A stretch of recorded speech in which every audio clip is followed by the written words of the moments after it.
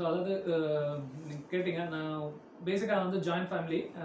நிறைய அப்பா நாங்கள்லாம் படித்து ஸ்கூல் முடித்து காலேஜ் முடிச்சு அடுத்து வெளியில் வேலைக்குன்னு போகிற வரைக்கும் வந்து எல்லாம் ஒன்றாவே வளர்ந்தோம். அப்பா 3 பேர், அப்பா, சித்தப்பா, இன்னொரு சித்தப்பா, அவங்களோட பசங்க எல்லாருமே ஒன்றா வளர்ந்தோம். அந்த ஜாயின்ட் ஃபேமிலியை கற்றுக்க வேண்டியது என்னென்னா, இப்போது ஒருத்தங்க வந்து 3 பேருமே சம்பாதிக்கிறாங்க. அப்பா, சித்தப்பா 3 பேர் சம்பாதிக்கிறாங்க. அவங்க சம்பாதிக்கிறது எல்லாம் ஒன்றா வரும். அதுக்கப்புறம் யாருக்கு என்ன தேவைன்றதை பார்த்து செலவு பண்ணுறது. ஸோ இந்த ஃபினான்ஷியல் பிளானிங் அங்கேயே ஆரம்பிச்சிச்சு. ஸோ நாங்கள் அதை வந்து சின்ன வயசுலேருந்து பார்த்து வளர்ந்ததுனால மேபி எனக்கு அது வந்து கெரியர்லேயும் ஹெல்ப்ஃபுல்லாக இருந்திருக்கும். ஸோ அப்பா எப்போவுமே ஒரு விஷயம் எல்லார்ட்டையுமே சொல்லுவாங்க. நான் அடுத்து எங்கள் ஜென்ரேஷனில் நான் தான் ஃபஸ்ட்டு, அடுத்து எனக்கு தம்பிகள் இருக்காங்க.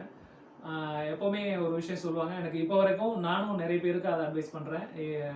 அது மட்டும் என்ன விஷயம் அப்படின்னா, உங்களுக்கு அத்தியாவசியமான பொருள், அனாவசியமான பொருள், அதாவது ஆடம்பரம் அப்படின்றது